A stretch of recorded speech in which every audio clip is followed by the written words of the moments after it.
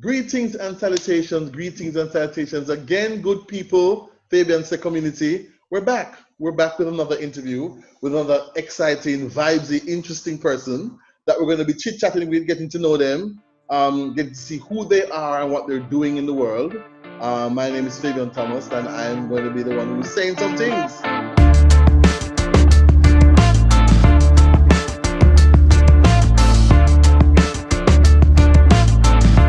Jeremiah, welcome. And how are you doing today? How are you doing today?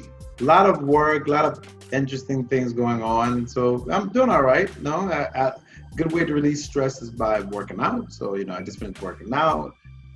So yeah, I'm doing all right. So let's start there. So you work out, and I'm gonna say work out sounds mild, but you work out seriously. So you're dedicated to working out, like you have a routine. What does that routine look like? It varies every day, but it's normally no more than 45 minutes to an hour. Okay. Like when I was in grad school, I used to work at a gym. So they give you the option either be a teacher's assistant or you could work at the gym. And I'm like, I'd rather work at the gym. Assistant. So, and then since little, my dad, for instance, used to go to the gym 6 times a week, and he used to bring us me and his kids on Saturday to the gym. So like fitness is a really important part of my family.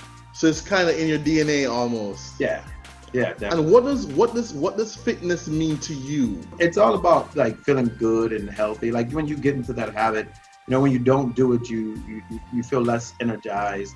And like I said, it's a good way to release stress and right, and to have yourself focused. So would you say quality of life is something that's important to you, like being conscious of that and working on maintaining that is something that's important to you as a man? Yeah, I really work on like balance. Balance is so important to me. It's not all about work. It's not all about pleasure. It's about everything needs to have a well balanced. It's a little bit challenging because when you do my job and you live overseas, you really don't have, you're always on the job, whether you are or not.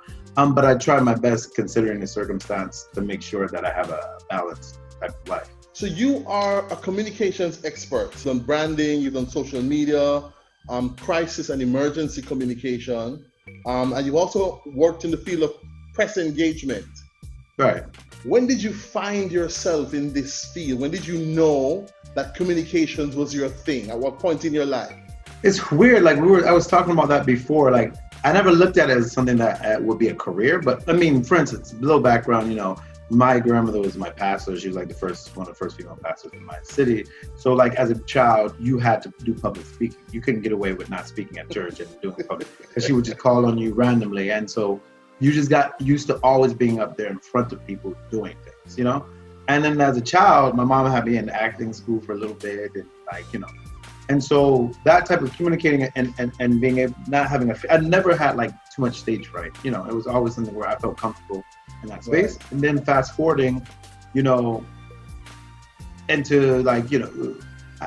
grad school, I was really interested. I did like a few courses of communication. Then joining the job, you had to decide what track of diplomacy you were interested in. And that seemed like a perfect fit for me. But the interesting thing is that with our career, you don't jump right away into your area. You have to do like consular work first. Right. But my first communications, PR, press job was as deputy spokesperson in our embassy in Pakistan during one of the most tumultuous times in Pakistan when they blew up the Marriott hotel, and it was crazy. Yeah. It was like baptism by fire. So after that, everything else was easy. So, Jamaica, the saying is, go hard and done. Just go hard and done. That's so you dived into the deep end of the pool, survived. Yeah. You're like, okay, maybe I can do this. Yeah, well, it made everything else after a piece of cake. Right. So you're a Morehouse man. Yes, I am. Okay, you did your bachelor's there. In business administration. Business marketing. Yep. What was the Morehouse experience like for you? Did it imprint you in some way? That's without being said. Morehouse, like my life, I was just saying yesterday, I'm so happy that I went to a HBCU and not just going to a HBCU, because some people are that other one in Washington, D.C. was not the state. No offense to you guys. Morehouse is a unique experience. The alumni, the prestigious alumni that have graduated, starting with Martin Luther King and going down to Spike Lee, Samuel L. Jackson, go on and on. It wasn't even about the education. Like it was it was great, excellent education, but the experience of being through that whole system, it was more than just school. Right. Nice. And then you also went to the University of Maryland, where Yeah. you did a master's in public policy. Yeah. What was that like? I mean, going from a small school that had about 3,000 students max to a university that has about 20 some odd thousand students is a little bit daunting. And I went through a high school that was only 100 people when I graduated. So I was always in small groups. So that was, but luckily my graduate program only had like 100 and some odd people. So it was a smaller knit graduate program. That was learning policy and how to write policy driven documents. It was a whole different art to learn, which was, but I've always been interested in international affairs and stuff like Okay. that. It was right down my alley. So you worked with the Department of State, International Narcotics and Law Enforcement. Yeah. You've done a few things. You can't keep doing the same, I get bored doing the same thing over and over again. So you gotta jump around a little bit, But my original, I'd never planned on doing the foreign service. I was, I did apprenticeship with British Petroleum in London doing marketing, and I thought I was going to do that. But then this opportunity came up, So places you served. So you served in Pakistan. Done Dominican Republic did twice. Pakistan right. I did once. I've done Santiago, Chile. Right. I did South Sudan. I did Washington D.C. and here in Jamaica. Oh, also Tunisia too. Right, and you came from South Sudan to here, right? Right, exactly. Out of all the places you've served, which one has taught you the most about yourself? So I would say that from a two. I think that I can't just say one. I mean, for instance, I think serving in Pakistan, doing this job that I did was a very daunting 24. I mean, like at one point there were bombings every single week in the capital, and there was, you literally saw the Taliban around and the likes. I didn't think that I could.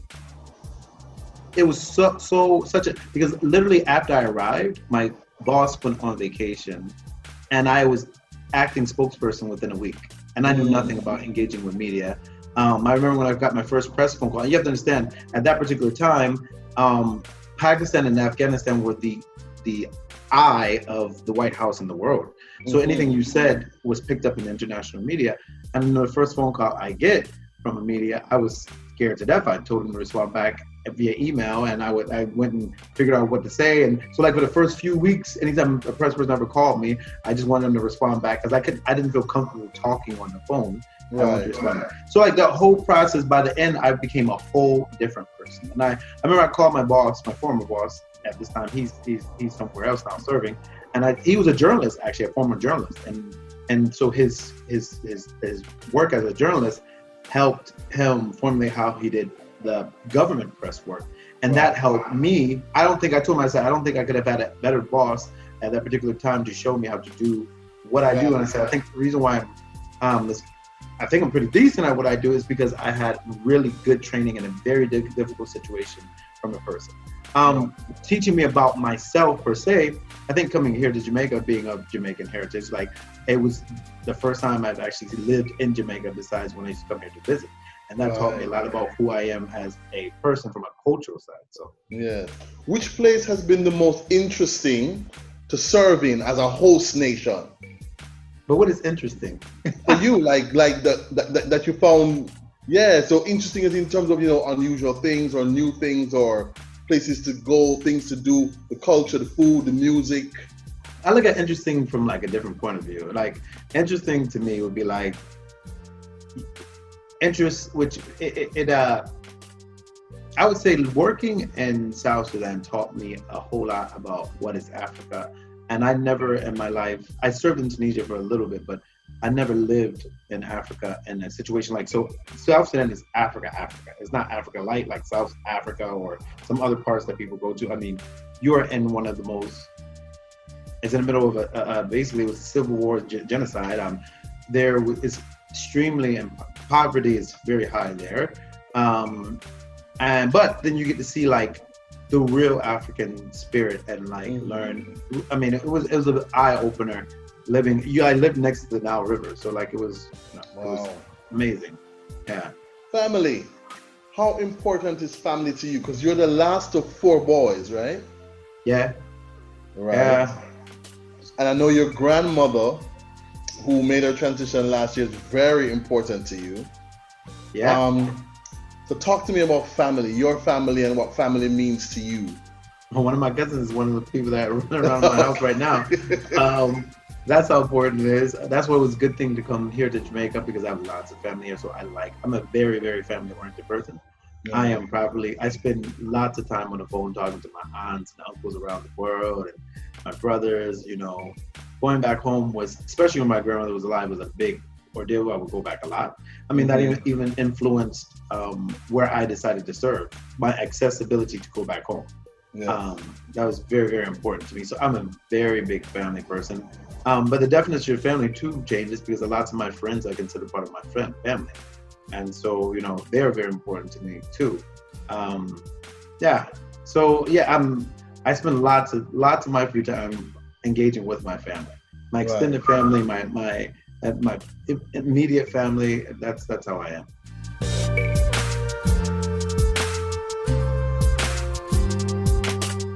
You also write for a cooking magazine called Manjar. Is that the correct pronunciation? Manhar. Manhar. Yes, the Yeah. J.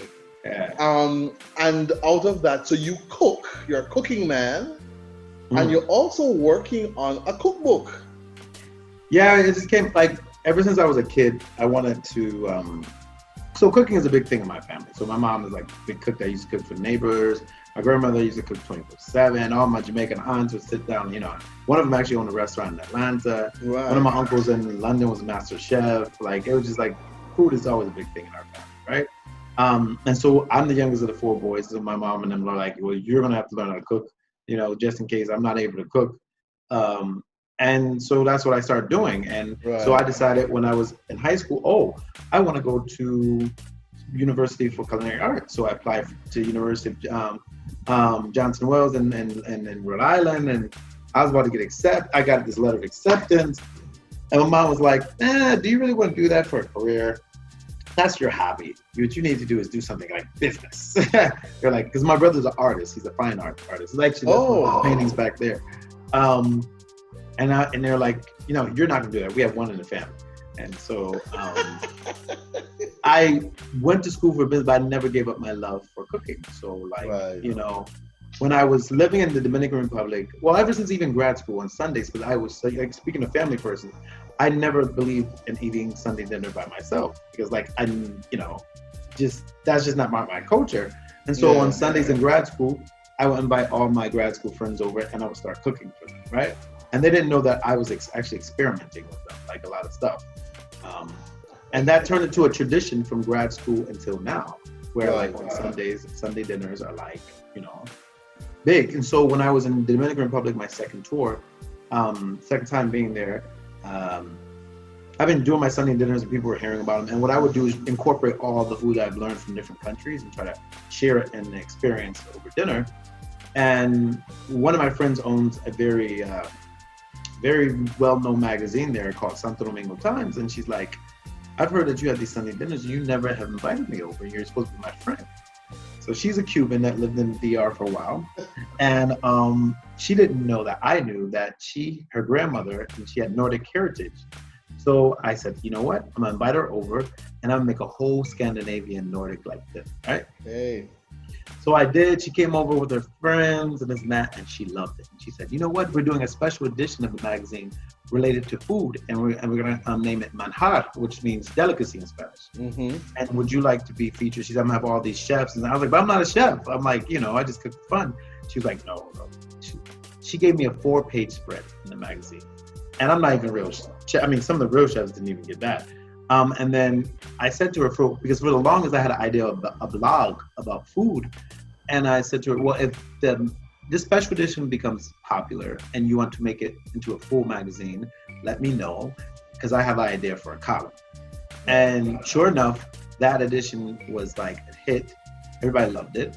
And she made the very first like high level glossy food magazine in the Dominican Republic and called it Manjar, and gave me my column called Flavors, A World of Flavors, where I talked about my culinary travels. And I've been writing for them ever since 2006, 15 or 16. Right.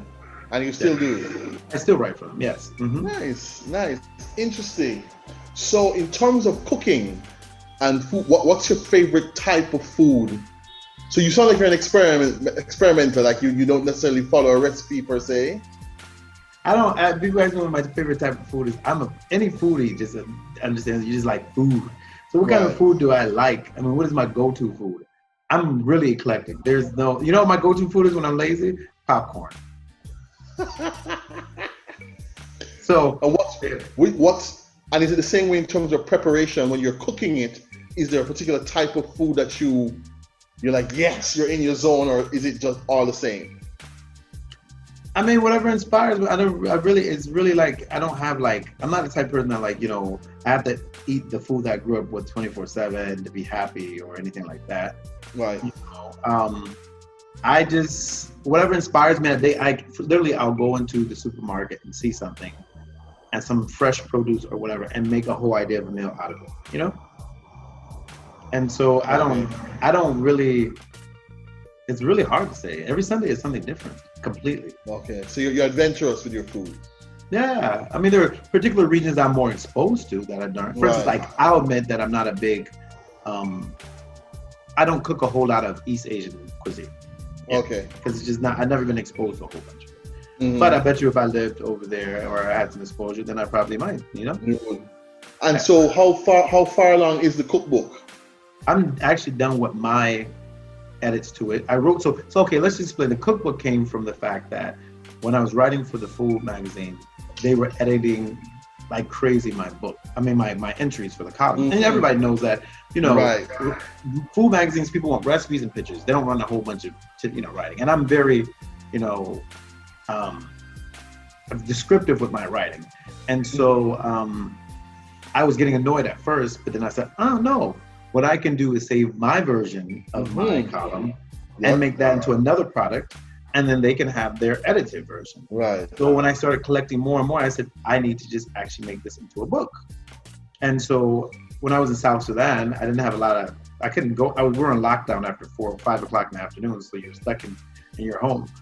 So I would use that time to really just write. And when I came here to Jamaica, I dedicated an hour a day for the first year to write every single day. And I got it done and I started editing it. I'm done with my edits now, sent out to the official editor. Awesome. Nice. Well, good for you. Congratulations. Yeah. Congratulations. I'm looking forward to seeing it and getting my copy. Yes, definitely. Is there something you have achieved that was particularly fulfilling for you? Finishing this book was like a big ordeal for me. I really wanted to write, and I'm still in the process of getting it done. But I mean, like, the fact that I wrote over 200 pages of manuscript, and just accomplished it, that was a big thing that I'm really super, super proud of. And awards and stuff from work is fine, whatever. But I mean, like, my personal life, I think that's one thing I'm really proud of. Okay, cool. What would you describe as your best trait? With a personality trait, or what's something that you think that defines you? Or I'd like to ask you the question: if I spoke to 5 people who know you really well, what's something you think all 5 of them would mention about you? Okay, there's probably 2 things. One is that I'm very open. I'm a very open person, and it's not hard to get to know me. And also, I'm super straightforward. So straightforward. I don't beat around the bush. I like what you see is what you get. Right. And I think people can appreciate that because they don't have to worry about second guessing my thoughts or wondering, like, did Jeremiah really mean this or that? Is there an area of your life that you think you'd like to improve? I'm perfect. No. You what? No, nothing at all. Everything is perfect. Man, I would like to see myself like as a father with kids. I need to hurry up and get that done. I'm getting old. Right. So yeah, I think that's the part of that I would like to work on. Okay. Yeah. Purpose and passion. Do you think you found yours, your purpose and your passion or passions? Do you think you found them? You know what they are? I think so, and I think that, you know, people need to realize that, first of all, your passions might not always be what gives you the bank to do what you want to do with your life. Mm-hmm. So it's always good to have an income and a job that allows you to go after your passions. Yes. But some people are so blessed and lucky where their passions are actually things that provide. Yes, right? Monetizing those passions legally. Right. I'm lucky where I have both. Like, you know, I love my job. Every time I go to work every day, I love what I do. Right. And that might not be like every day is like the perfect day, you know, but that's who's to say that's not with any place. And I'm lucky that, you know, my passions, but part of my job is my passion, communications and PR. Right. I love that stuff. But then also that my job allows me space to focus in and go after my own personal passions that might not necessarily bring me money every single day. Right. And yeah, I'm happy with my life. Not to say everything is perfect about the life, right, but I'm really happy with where I am. And that's important. Yeah. That's sometimes people underestimate how important it is to be able to say, I'm happy, I'm good with where I am right now. And I say it doesn't mean that I'm done, but I'm good. So right now, at this particular time when we're doing this interview, there's a lot of heightened conversations around being a black man in particular, around issues of race, survival. You know, in Jamaica, we have our own challenges. You know, recently, I mean, at the time we're doing this interview, you know, Susan Bogle and Noel Chambers are very high up on the agenda. What do you feel? So how would you describe your sense of identity as a black man in your life generally, but also in this particular time, this moment we're in now as in the world? I mean, growing up, luckily, you know, I had two parents that really installed in their four sons to be proud of who you are. Like, my parents were super about that. So I never grew up, everybody laughs about me. I never had any self-esteem issues. I love me a whole lot. It doesn't matter whether, you know, anybody else loves me. I love some Jeremiah. I mean, I really do. And it's not even about being cocky or conceited. Yeah. It's just being happy in who, I love who Jeremiah is. I love the history of Jeremiah, and I love being a black man. I would never want to be anything else. I am super happy that I was born the way I am. And that came from having really strong figures in your life to like instill that into you at a very young age. I mean, for instance, like my dad didn't even let people call us kids growing up. He's like, you're a young man. So if somebody calls you a kid, you correct them and tell them that you're not a goat, because a kid is a baby goat, that you are a young man.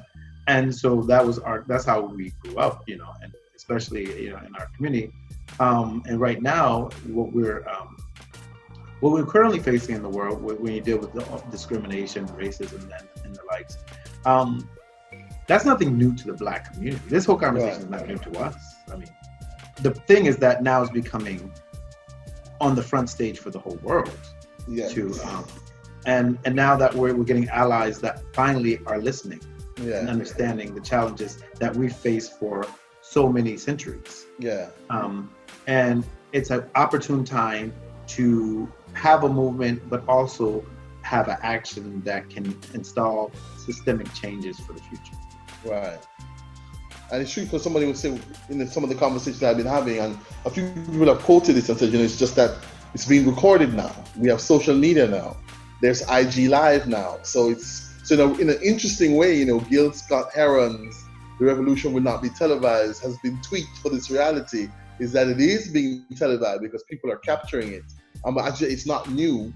And one of the things conversations that I've been having, and I wrote an article about it, is also, you know, black men talking a lot more openly about their pain, about their grief, about their rage, but also about their pride and about their survival, which is also not as open in the conversation. So again, because of the time we're living in, people can do a post on their Facebook page or do an IG Live that, you know, somebody hundreds of miles away. I would beg to say that the reason why it's more of them doing it is because now they feel as though that people are ready to listen. Yeah. Because before, you would talk about it, and then all of a sudden you're whining about your past or this and that, and Yeah. it was just from this whole non-empathetic Mm-hmm. viewpoint where people were not. You can't express you only can do it inwardly between your fellow, Black community, and now Yeah. people are interested. Right now, people are interested in hearing that story. Yeah, and I think it's getting a little safer because in the article I wrote, I also touched on it. Really struck me when Kobe Bryant died. Right. Just how many Black men just openly wept, just grieved in front of cameras, weren't hiding, and also that's not the norm. But it was painful, but it was cathartic to see that here's, this is their brother, and I'm not holding back. I'm not pretending. I'm not, doing this and going like I don't feel it. And it was very interesting. That struck me like, wow, this is really, and because Kobe, I think, impacted so many people, to see it so often across, spectrums, not just sports players, not just basketballers, was also really interesting. This men having this outlet to say, I'm hurt. I was lucky. I grew up in a family that my dad was very clear. I mean, we didn't have to worry about that toxic masculinity. Like, my dad would tell us he loved us all the time. And Right. I wasn't the biggest cry out of my family, but I mean, my brothers did. It was not like a big ordeal. Yeah. We were in a family where, that kind of thing was never a big issue. Like, I've seen my dad cry. It was not an issue at all. Like, actually, he probably cried more than I did. So, like,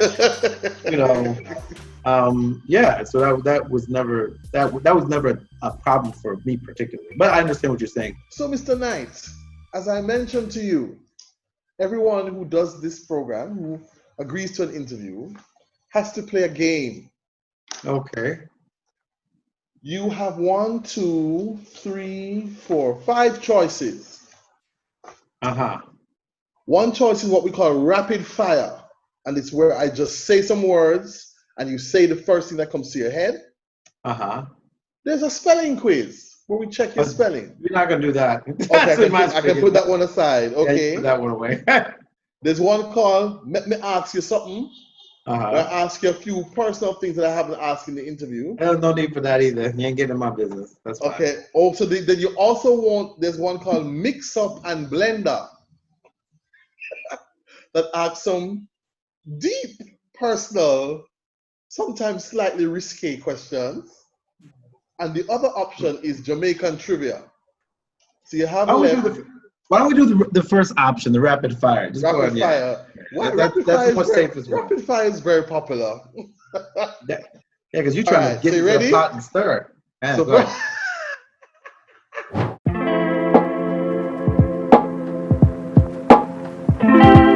The first thing that comes to your head, money. Necessity. Teeth. Clean. Okay, Jeremiah, this is not fast. This is not rapid. Your pace is way too slow. You're thinking.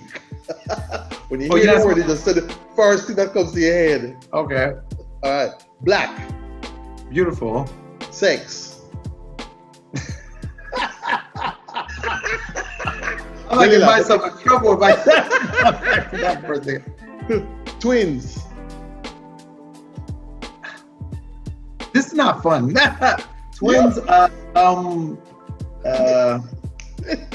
United. Mango. Delicious. Hero. Grandma. Maga. Not me. Wedding. Soon. Soca. Love. Sweet. Dangerous. Chocolate. Hate. Murder. Sad. Virago. What? Virago. I don't know. Crocodile. Shoes. Butu. Not me. Putus. Yes, you were back and forth with that one. Putus. I'm trying to figure out. Let me see. No, what you just asked the first. No, Butu is different from Putus. A number of people. And last one is bunununus. I don't know that one. What are those? You don't know that one? No. Oh, so bunununus is something that's someone or something that's really good. So someone can be your bunununus, or you went somewhere and it was a bunununus experience. So it's a serious Louise Bennett word. Bunununus is something that's really good, or someone that's really sweet, awesome, a great person. Wow. Gotta figure that out. That's a Miss Lou word. That would mean I have to name a person. Oh, okay. No. Well, you know. But considering that either, so Jeremiah's rhythm is very slow, because that wasn't a very rapid fire.